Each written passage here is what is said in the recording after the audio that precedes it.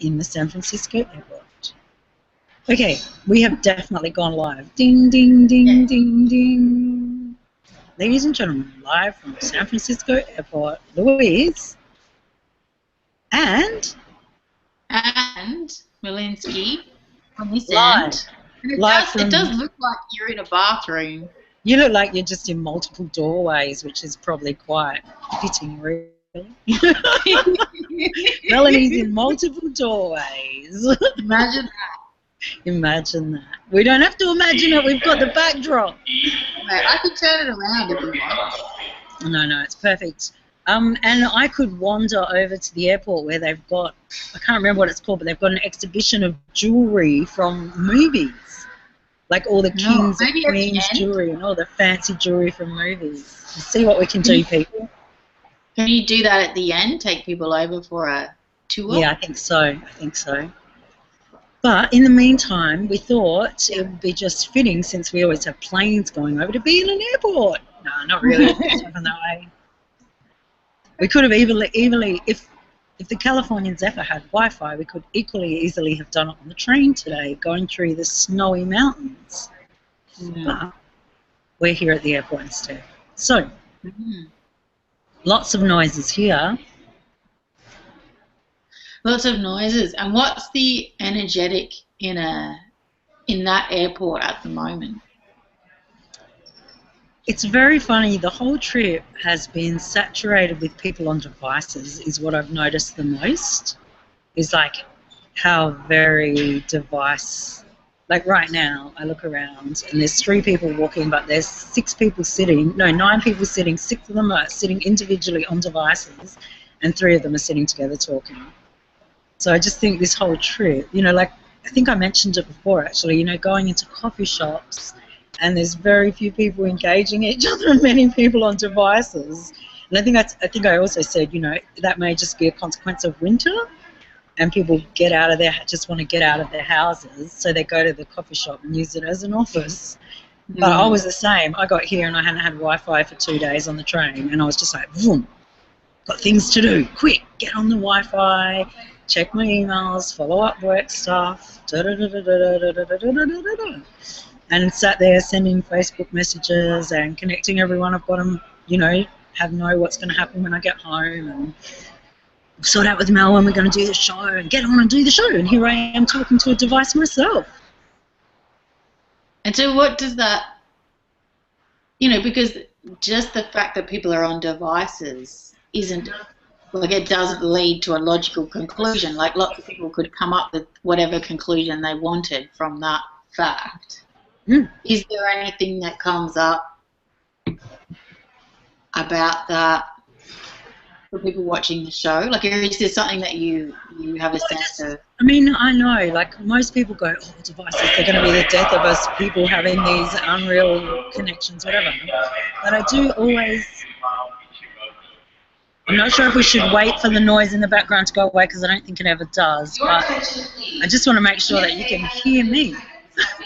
I can hear you. Well, that's probably good.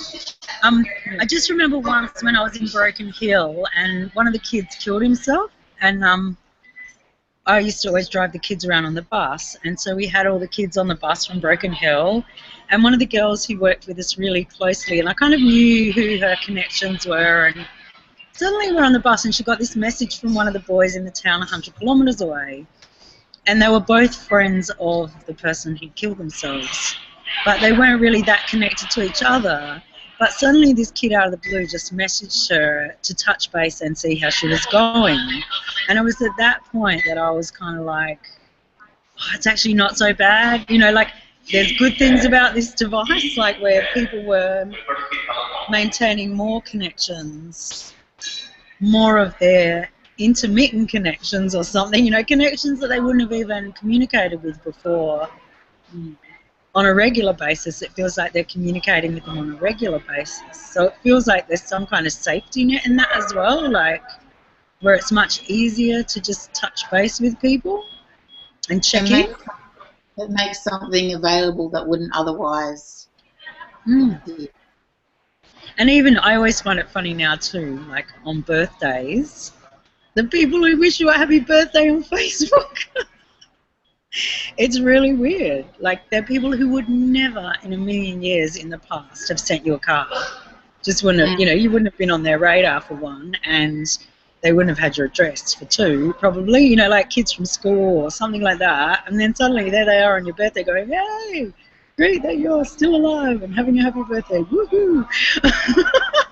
That's funny because I don't post that it's my birthday, so nobody does that. Nobody knows when my birthday is. It doesn't say on my Facebook profile, so it's not part. I think it's only if you put it out there. Like, there is the sense that if you advertise, "Hey, it's my birthday," then a whole heap of people get notified that it's your birthday, and they become part of that conversation. Well, I think too it's quite shocking for some people because they don't really know what they're doing. They get on Facebook, they set up a profile, they put their date of birth in, they put all the details they're asked for in, and if you do that, it comes up. So, for some people it's like, what? Oh, what are these? How do these people know? Yeah. And it was interesting because I was on the train today with some guy who's studying, I can't remember where, but he's studying internet security. And I was kind of like laughing with him going, "Gee, you'll be in demand. You picked a job that's come right at the right time." And we were just having a little chat about, that sense of, are they going to be able to control the internet? Because there is so much stuff going on that you see coming through about, where they're trying to control it. And then he was going, and also the fact that, are we going to be able to control them from controlling us through the internet? Like, in that sense of how much data they've already that's already been collated and collected about us to manipulate us, and is already manipulating us, even in that sense of just, if I go and look for an airline somewhere, like wherever, then the next minute I'm getting flashes of stuff in the areas of interest to me from that place wherever I log into the internet. So it's fascinating to watch who they think I am, or, it's not anyone in particular, but, who the algorithms think I am because of what I click on all the different things I go to. But each country has its own internet control. Like, China decides what's available in China. America decides what's available in America. There's no universal access through the internet. Yeah, that's true. But they are, whatever that thing is they're doing at the moment, I can't remember what it's called now. But they are trying to get some kind of universal thing on it. Who's that? Well, I'm not really sure. I'd have to look it up. I'd have to look at those emails. There's a lot of them that come through though.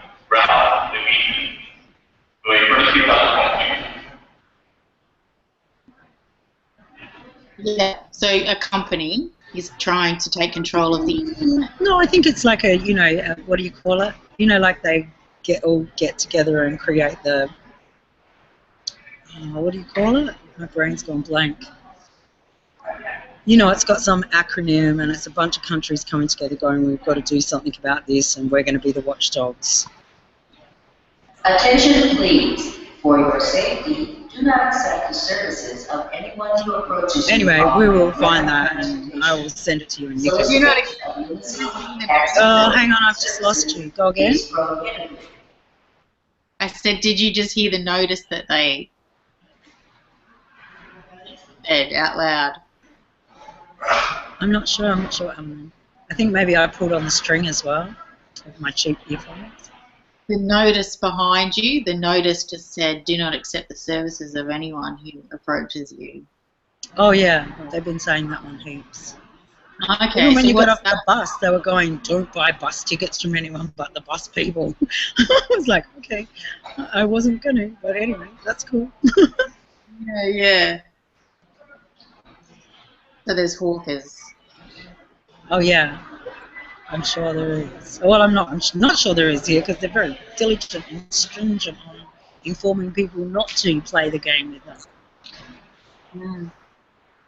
And somewhere I just go, this is part of the conversation that people have with themselves on an everyday basis. How much are they, whoever they are trying to control or manipulate me, and how much do I have to watch out for the individuals in my face who are trying to rip me off, and how much do I buy into the fear of the potential of people who are trying to control and manipulate me through announcements, official channels that are there to get. Like, I think that, you know, that can be extrapolated out into a lot of everyday scenarios, whether it's about, you know, your child's education or where you buy shoes. You know, like there's a whole heap of that playing out. And that's the only reality. Like somewhere, if that's happening, then that's the only reality in all the places that you're showing up. You know, that loudest point, that sense I just want to say to people, close your eyes while you're listening to this video, because it must be really irritating that we're just flipping backwards and forwards when you're talking. So maybe you need to close your eyes if it's irritating you. Just because there's a lot of noise here, so it keeps flipping back to me even when you're talking for a bit. Yeah. I think also that it relates into that thing we were talking about before as well, that sense that people feel like they have to change things and they have to make the world a better place and they have to make people better people to feel protected. Like, I think that's part of where people feel a bit paralysed around doing what they really want to do. You know, if they felt like the world was just safe and good and easy to get along in place, they would be able to just follow their passion and do what they want to do. But because this is what I was talking about before with Mel, was that I've met a lot of people who it feels like they're quite paralysed because they want to do something that's going to make a difference and is going to change the world, but they don't really know where to start because all the things they're looking at are kind of beyond their control in a way, or they feel like they're beyond their control.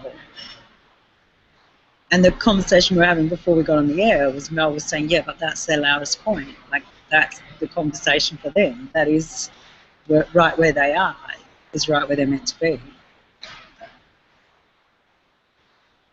It's all right, I'm just muting because there's a plane. I don't know if it records this way, but a lot of it's like the $1 Million Man, what you just said. Mm-hmm. So it's a bit, I don't know if you want to say it again, just that sense of well, just that sense that there's a lot. I feel like what we were talking about, where people are in a lot of fear. It's not even fear; it's just suspicion. It's just wondering if people can be trusted or if situations are straight up. And I think then there's a lot of people as well who feel like they've got to change the world, and it's on their shoulders.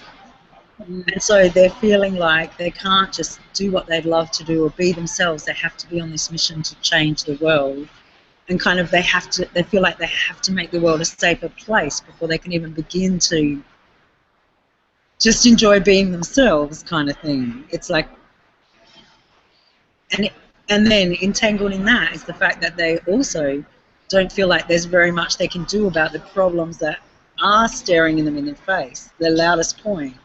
You know, if their loudest point is that, I don't know, you know, there's oil spills in the mid-Atlantic or wherever, I don't know, you know, some whoop-whoop place that's miles away from them. It feels a bit, for a lot of people, it's a bit paralysing when they see this stuff coming at them all the time. I'm not sure how that all relates, but I feel like it's all kind of very interlinked. I guess I just wonder, like, you know, that sense of they can't just be themselves. I just wonder if paying attention to all that stuff and feeling impotent is them being themselves. You know, like, because somewhere that whole experience is not separate from them showing up. I mean, it's showing up in a way that their story asks them, or, you know, asks them and is the answer to what keeps them safe and gives them a sense of belonging and a meaningful life. It is those things. So not knowing how and being driven to is playing out as them being themselves, as them. I don't know. I'm not sure what. I mean, how would you explain what the being yourself is? How would you? If you had to define it, what would you define it as? Well, I would still go somewhere. It is a sense of freedom of being able to do what you enjoy, what lights you up, you know? Like for me, that is, I don't go it's a goal, but I go there's something in doing what you love and that lights the things that light you up.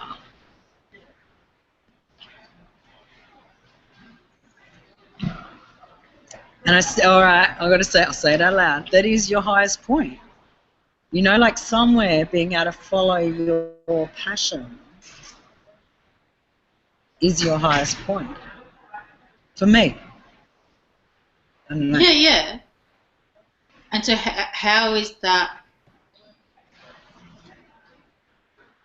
I mean, because still they're all subjective.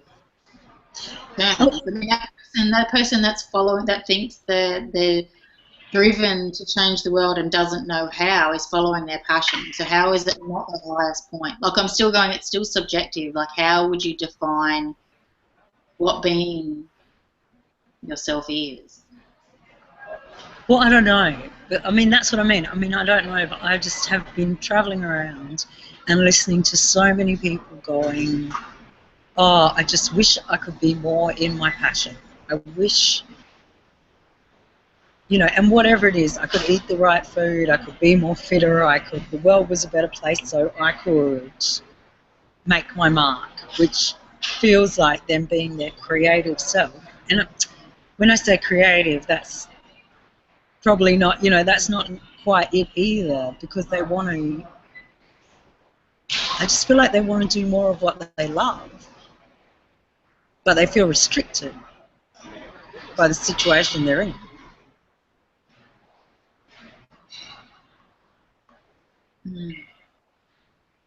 I guess I'm a bit lost. I thought we were talking, okay, so you're talking about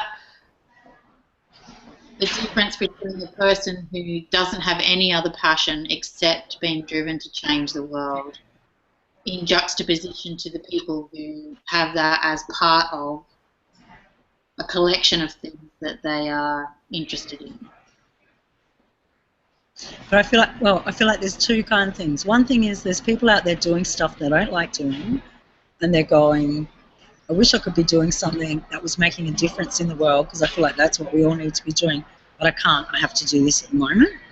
And then I feel like there's other people going, I wish I could be doing more of what I loved, but I feel like I've got to change the world first and fix it, and then I'll be able to get back on with what I love to do.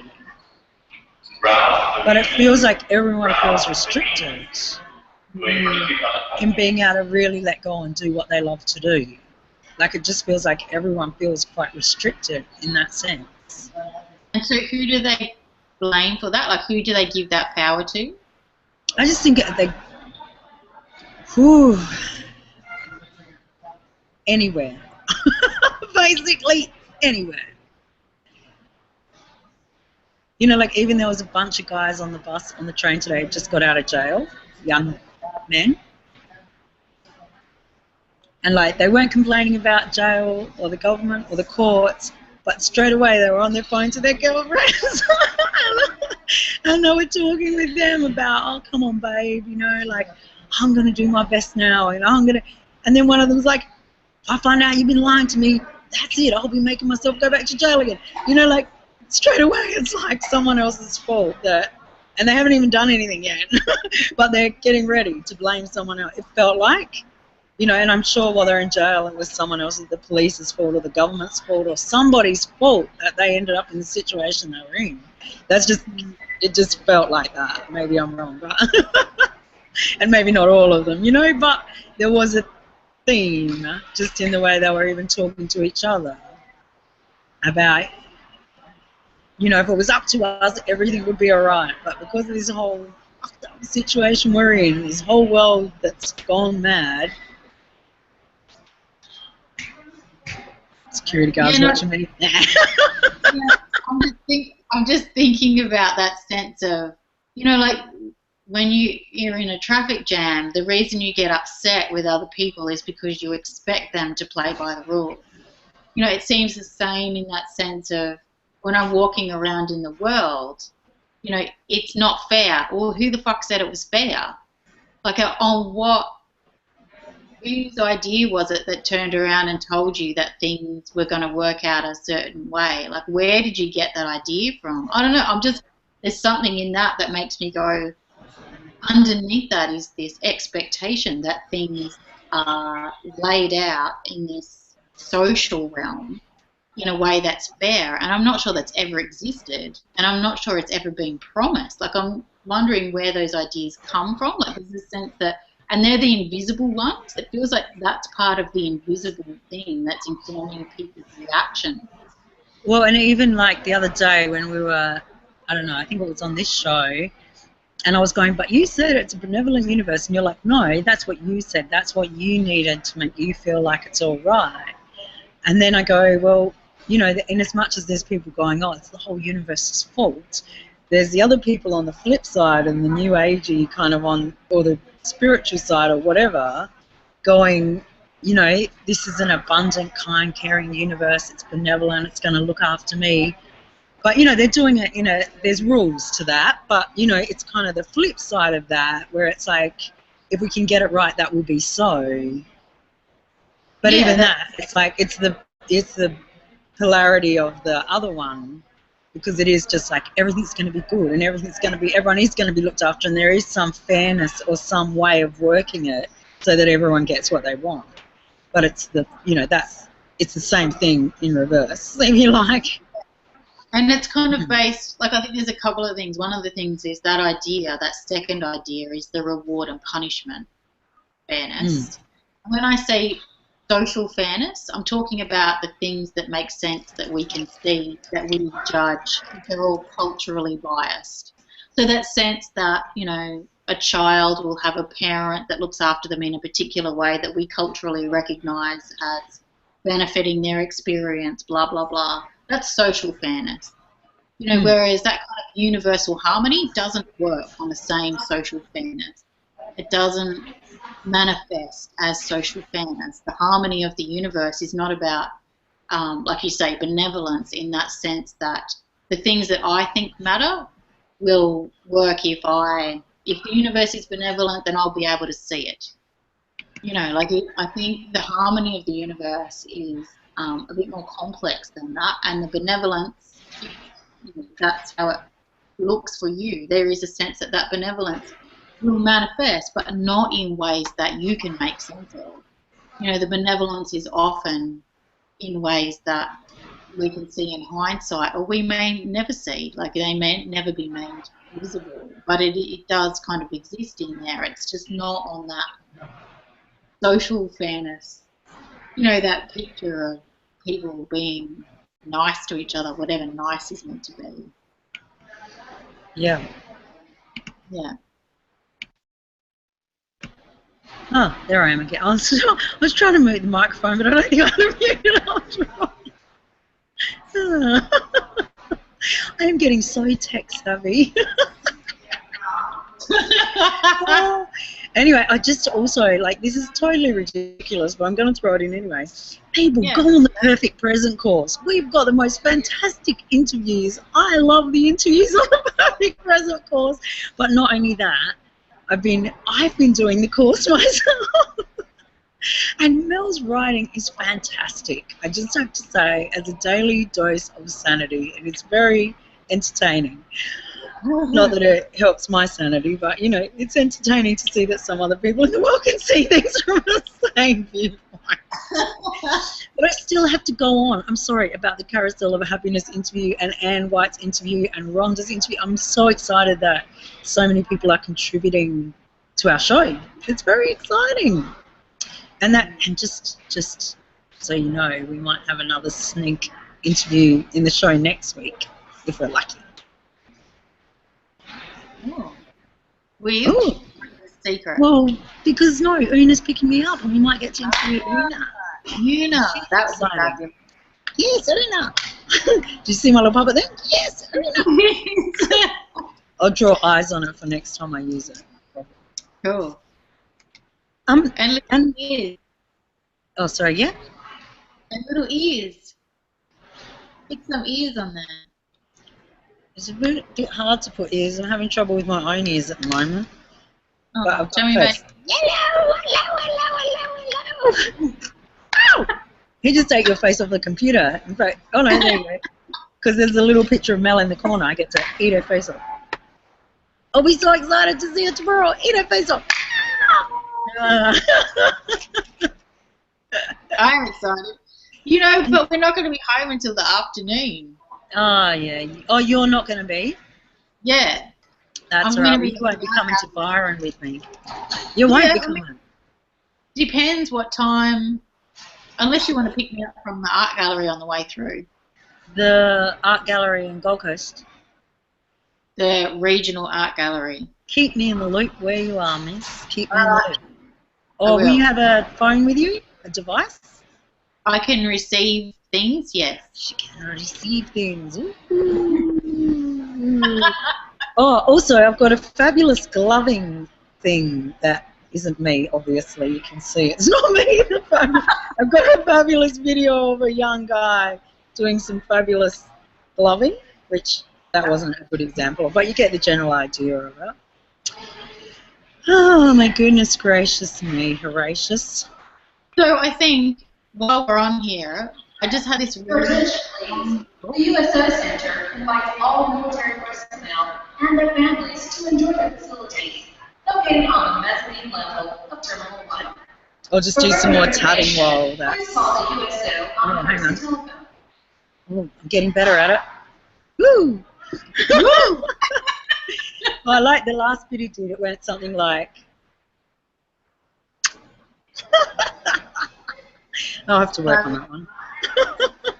Okay, as you were saying, Swinsky Malinsky? I was just going to say it came in this morning when I was trying to look for the show and I couldn't find it. I just went, I think, it might be that Miss Louise ends up doing Miracles and Wonder on her own as the interviews with all the wonderful people, because that's the thing that you love to do. I'm not sure if that's where it goes, but... Yeah, we'll see what happens next. We will see what happens. Do you know what? All I've done is meet teachers on this last part of the trip. Everywhere I've gone, there's been teachers, teachers, teachers. Teachers, teachers, teachers. And none of them know my tricks.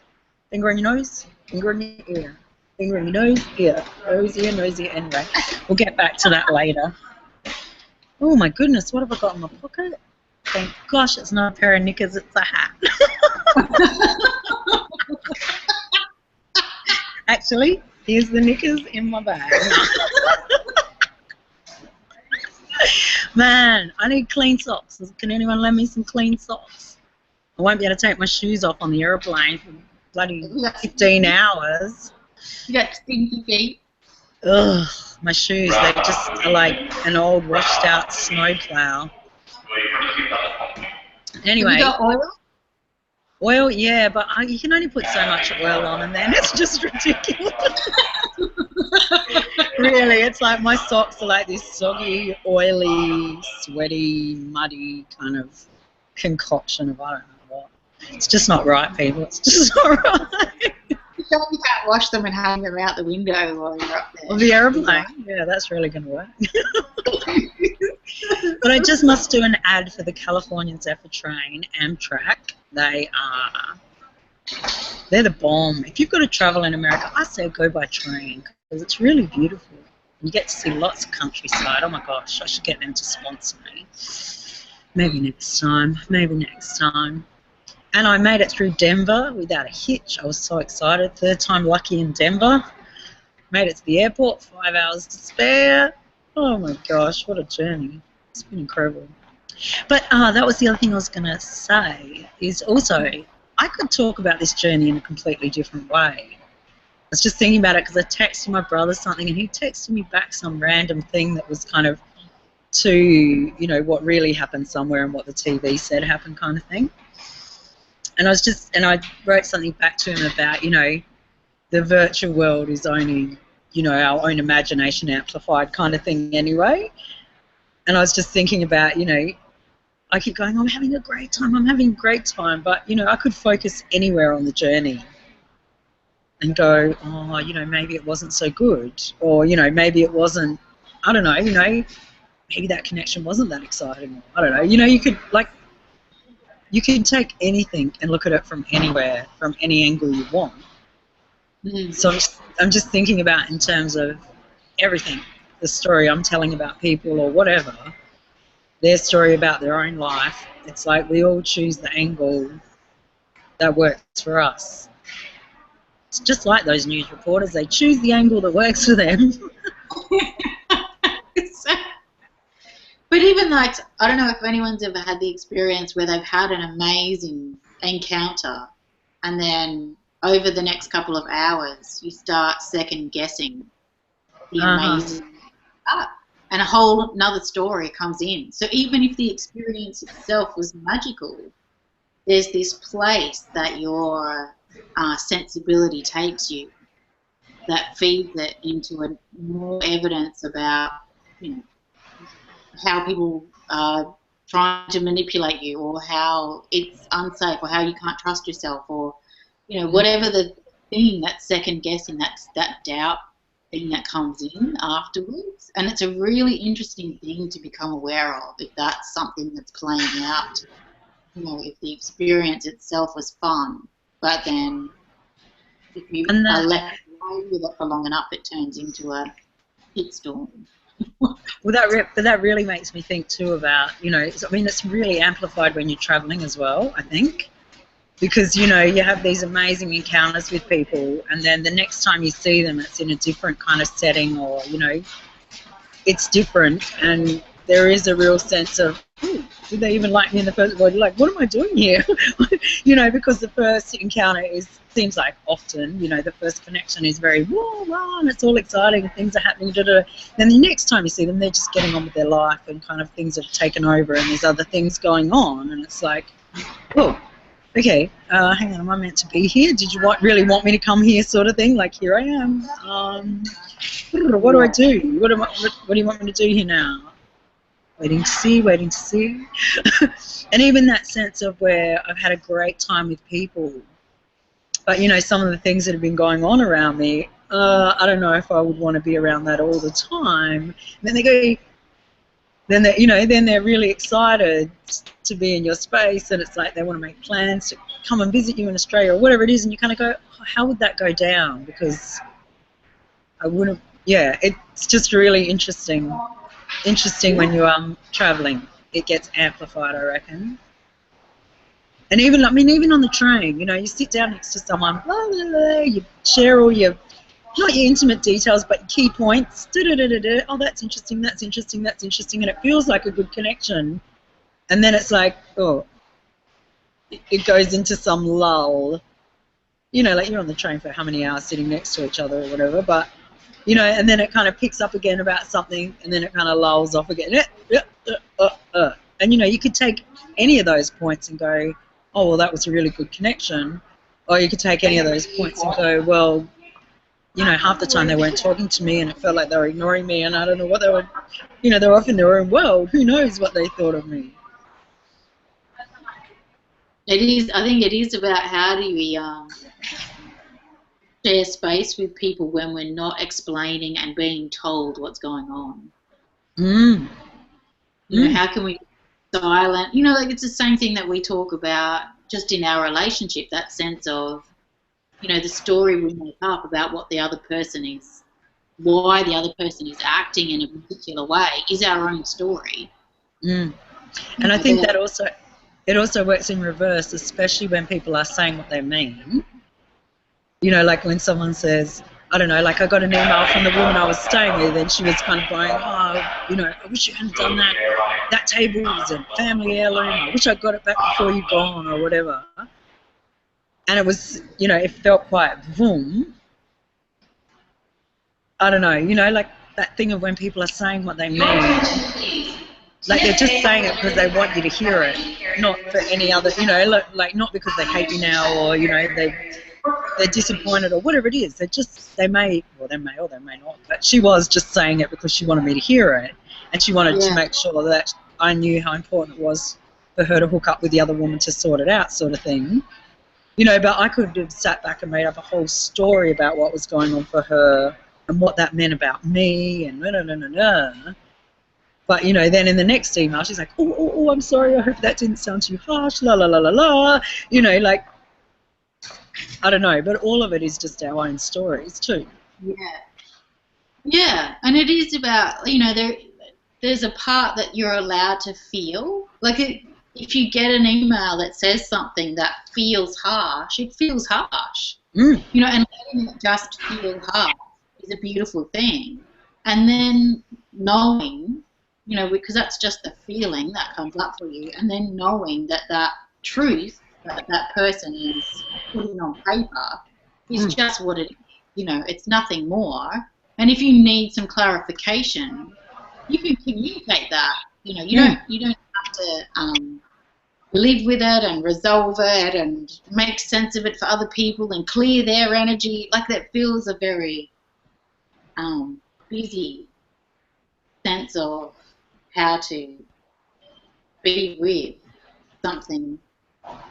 Sometimes people are very busy while you're trying to be with them. They're wandering around through the airport lounge. Be with them. People love that about you, Miss Louise. I think that's part of what this show is about.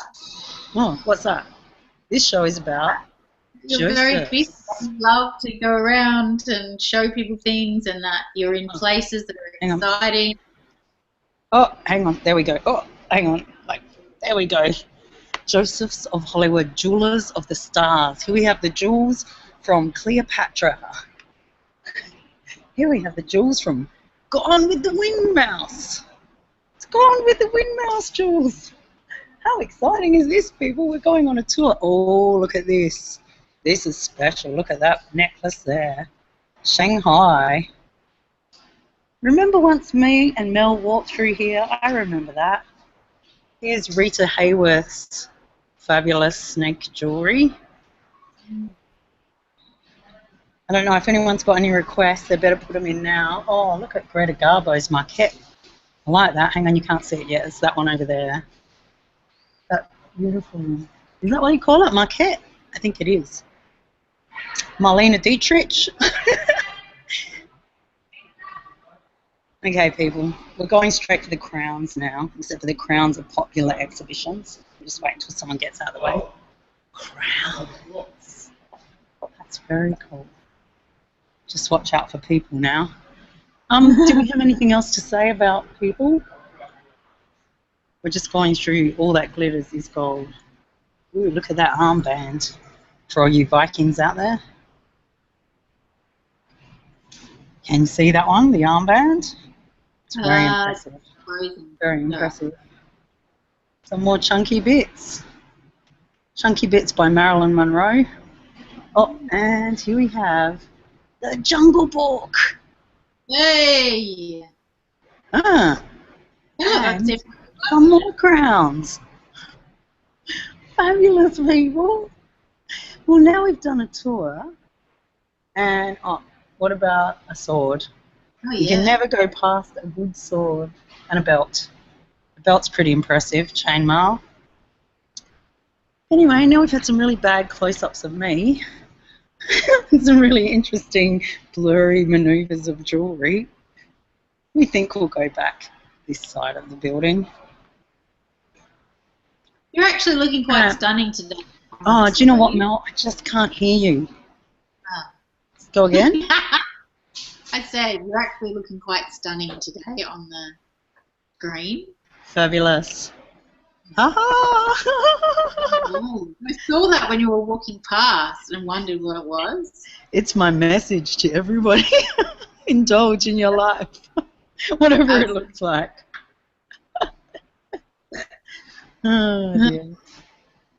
Yeah, I don't think there was anything, unless you want to try and wrap it all up very neatly and give people a sense of what to do with themselves. I could just get that little box out again.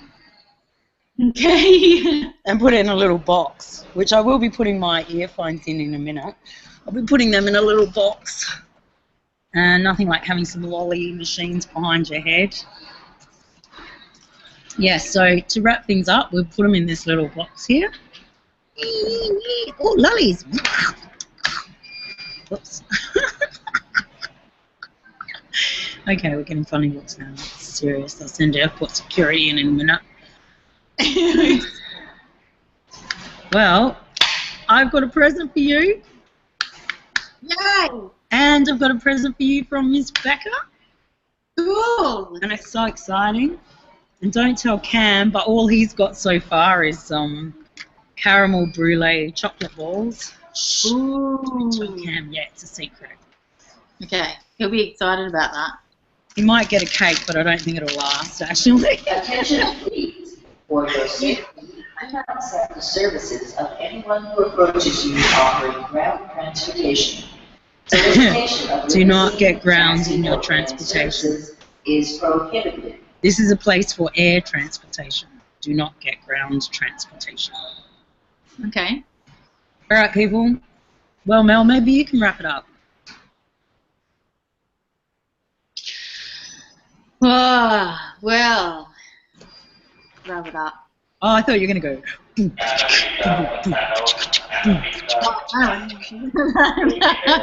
has been a lot of singing in the house at the moment. I'll do the beatboxing, you can do the song. No. Ready? Come on, Mel, we know you want to make noises. Yes, well, I was going to say, there has been a lot of singing in the house lately. Well, what are you doing holding out on our viewers? You should be singing for them. Sing for your supper, young lady. No, but I did want to say this. You know, because we talk a lot about self-awareness, and we go, you know, that sense of where we become aware that we're accepting ourselves or rejecting ourselves. And I think there is a temptation to try and see one as wiser than the other, and I think that's unnecessary. Like, if you come into self-awareness and realize that you're in self-rejection, then that's where you need to be. And that whatever in that acceptance that you're in rejection, you'll be in another place, and that'll be exactly where you need to be. And that sense of constant exegesis, that constant sense of alchemy of where you are, where you are, where you are, where you are. So I just think, you know, there's a 1,000,001 chances in an hour to be where you are. So just, you know, that sense of self-awareness without any, I need it to be a particular way, is a beautiful thing. It's a beautiful thing, and my computer is about to run out of charge, and I'm about to go and jump on a plane. All right, so have fun, Miss Louise. Get to watch movies. Tell me about the movies you get to watch. Oh, yeah. I wonder what I'm going to see. I hope there's new things on, because it's actually a bit boring on the way here. Yeah. The best thing so far has been that I'm ahead in Vikings. So now I have to wait forever to see the next episode, and it's all falling apart, people. It's all going to the dogs. Everyone's in trouble. I mean, no one's dead yet, but everyone's in trouble. So we'll see what happens. So, ladies and gentlemen, after that update on Vikings, which didn't really tell you anything, I am looking at my trip case, and it says, Louise Moriarty, go and get on an airplane. Okay. So I will take I love you, Miss Louise, and have a safe journey, and I will see you tomorrow. I love you all. Oh, and by the way, anyone who doesn't know about the Perfect Present or wants to know more about it, you can go online to www.miraclesandwonderdownunder.com and click on the Fairy Godmother Coach, and you'll get. It's not so much the course, but it's, you know, all the concepts of the cosmology of the course and interesting stuff to get you thinking. And if anyone has clicked on it and they're waiting for the second installment, because there's 5 things and we haven't put the second thing up, we'll get our asses into gear and get that out to you this week. Indeed. Fabulous. I'll look forward to doing that. Okay. Malinsky. See you soon. Ciao. Bye.